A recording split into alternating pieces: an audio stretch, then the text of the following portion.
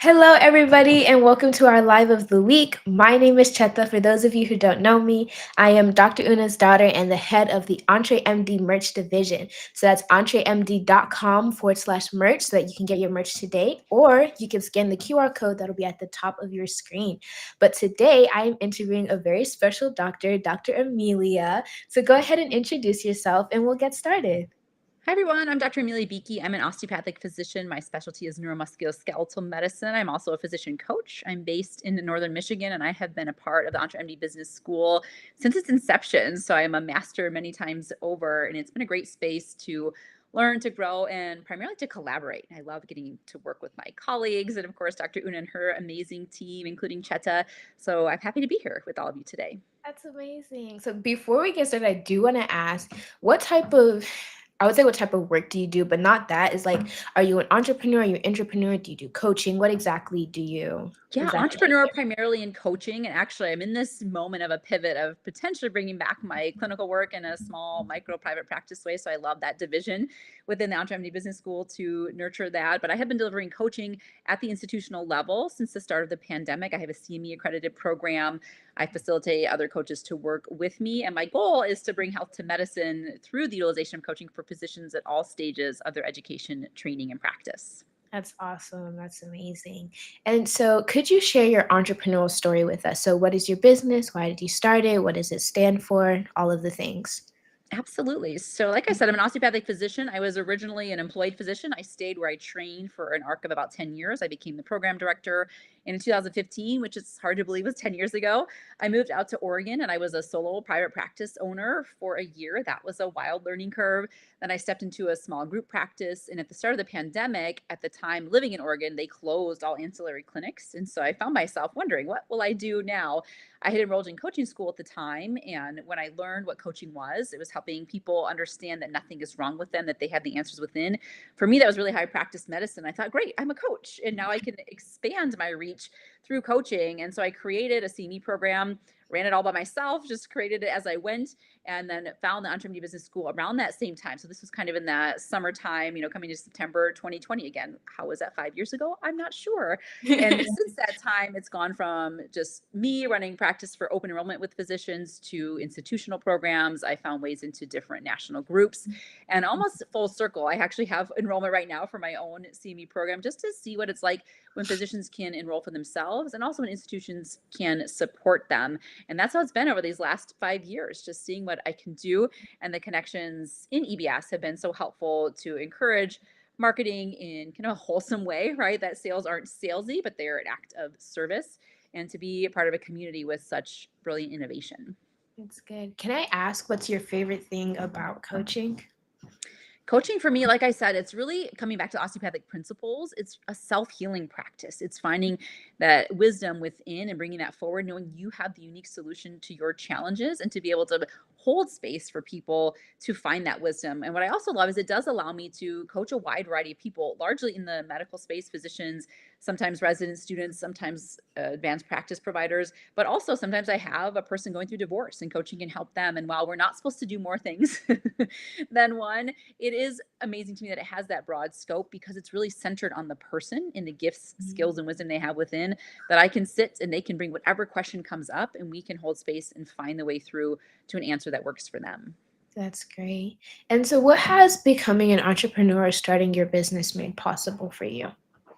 It has brought me a lot of freedom of time. And over this same arc, I also went through a divorce, which is a challenging experience. So, coaching directly has helped me to get through that. And also, as the primary parent and caregiver for my three children, it has given me flexibility and freedom of schedule that's been so important to be able to be there for them, to take them where they need to go, and also to grow my network, both in the business space, but it's also afforded me chances to expand. I now teach yoga. I got a yoga teaching certification. And so I have the freedom of time to be in other spaces that have been really healing for me.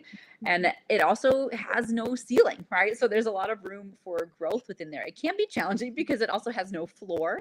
And so finding the space between those two has been really important. And having the support of coaches myself has really helped get me through that.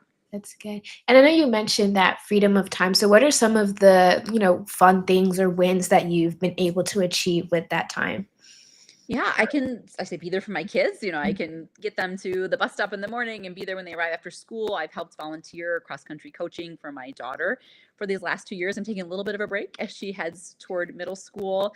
I can be present for meals, and I play in an orchestra. Similar, my daughter and I are violin stand partners, and that is not my primary instrument, but it's Wow. giving me the space to be present. And on weekends, my oldest son, who is now in college but in high school, was a rower, and I was able to attend the majority of his regattas and walk him down with his boat.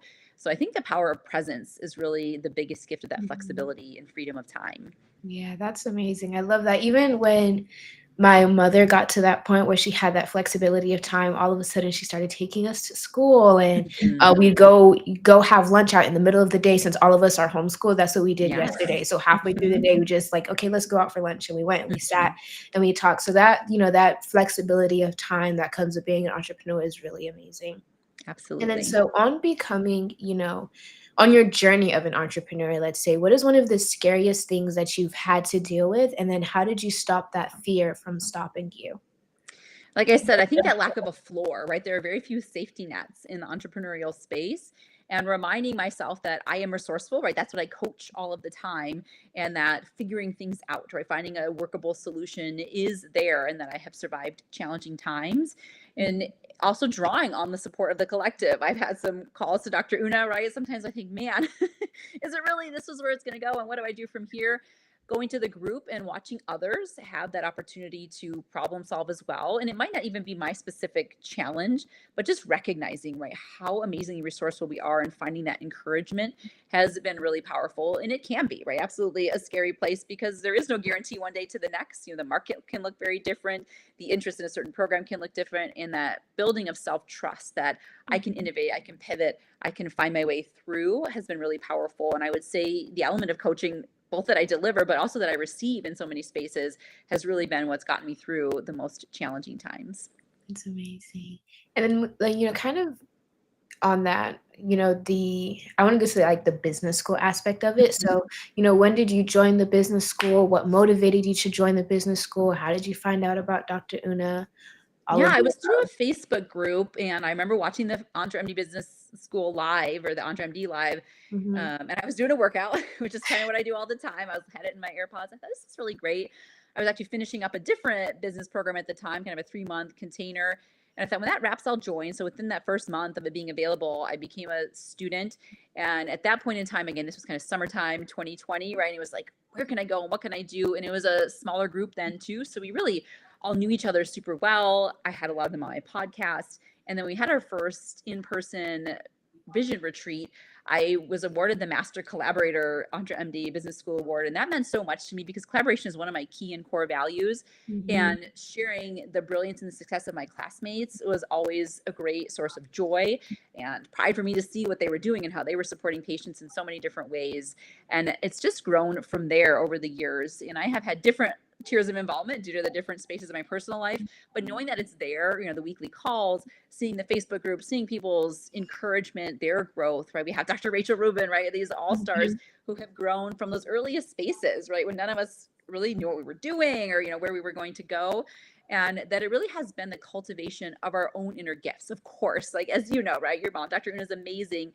And right, her greatest gift is that she helps you bring out the amazing in you, and being able to watch that evolution has been so powerful. So I could talk all day about it. But that's been my, evolution iteration within the Yeah. school. So how long exactly have you been in the school? So it's 5 and a bit years now, I so it moved was at that, here. kind Okay. of That's mid nice. to late 2020 is when I joined. So I Mm. think, so I was in the first class of Oh, very first. enrollees. Yeah. Okay, Yeah. so that's good.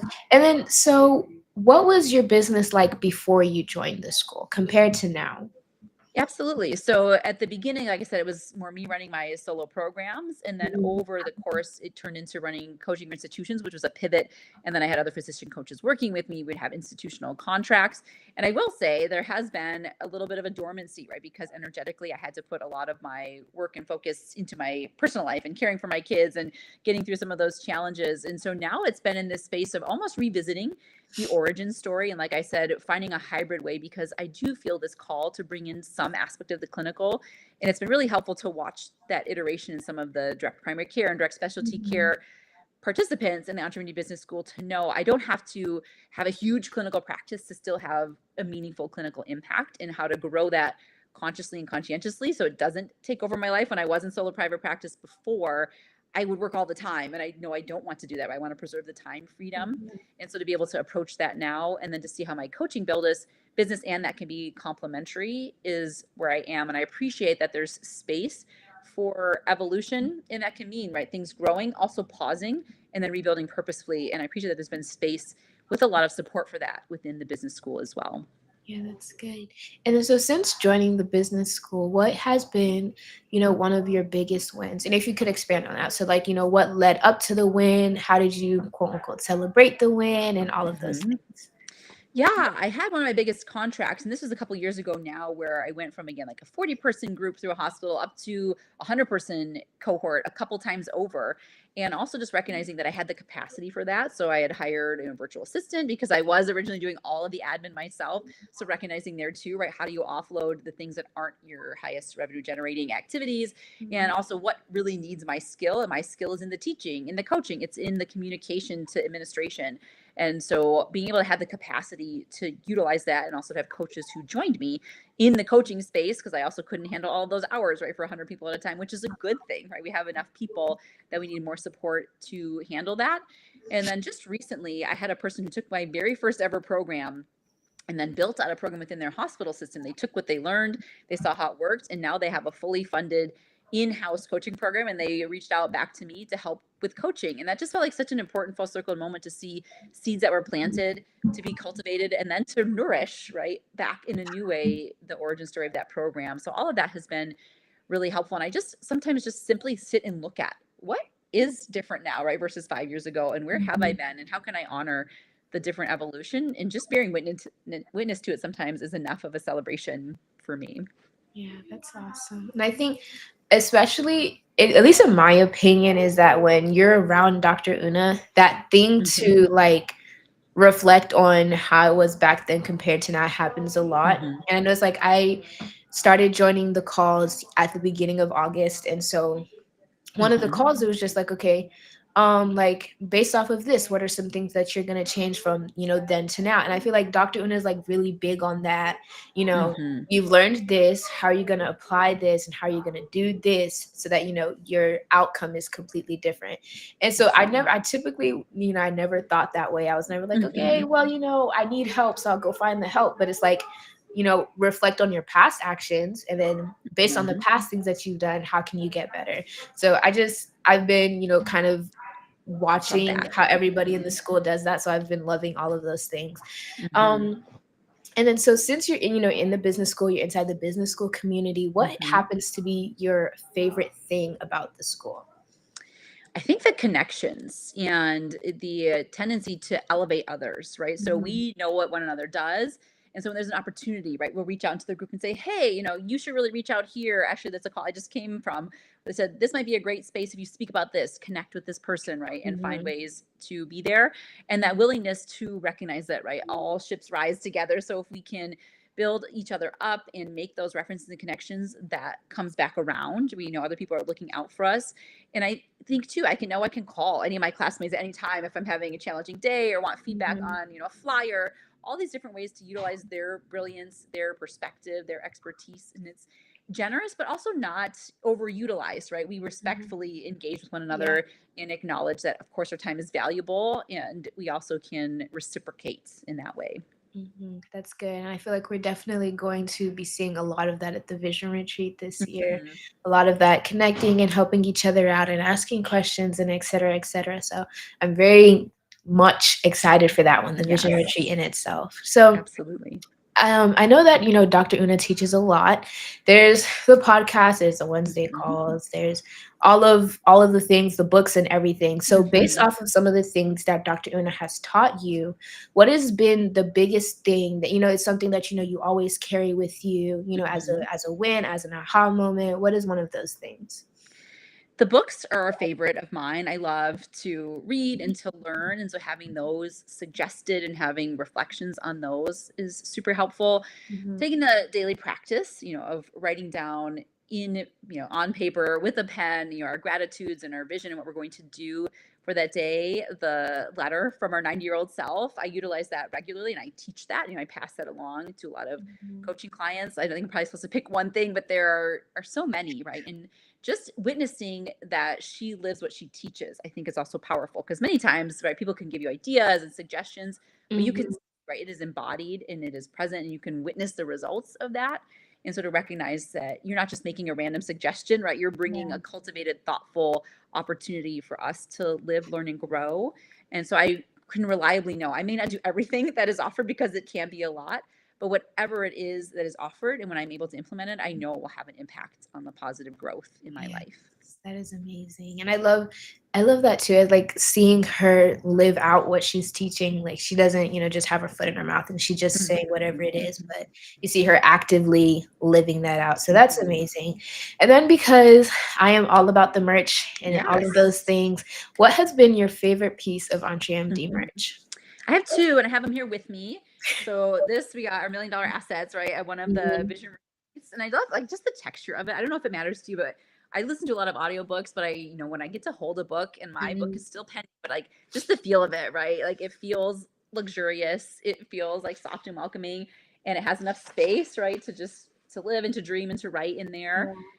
And then the other one, which I think I won, like it was in a raffle, at one of the vision retreats. And simple, it's a mug, but I drink tea constantly, so this is one of those, I can have it with me all the time. And just the presence to look at it, right, and to remember like where I've been and the people that are part of my experience. So absolutely, all those ways to remember where we've been and that we're part of something. Yeah. So then a big shout out to Miss Makita, because she's usually the person who does all of those drafts and all of the things, all of the raffles and whatnots. So both of the pieces that you do have were limited edition pieces. So for everyone who is watching, you can scan the QR code on the top of your screen and take a look at our store. But what I would advise you to do is to come for the vision retreats, because that's where all the limited time pieces come from. And to all the people who are already registered for the vision retreat and they're coming, do make sure that you get your EntreMD merch, because we're all supposed to show up in it and take a really big photo with Dr. Una. I love it. Everybody has their Dr. Una Zims on their shirts or their cups or their notebooks or whatever it is.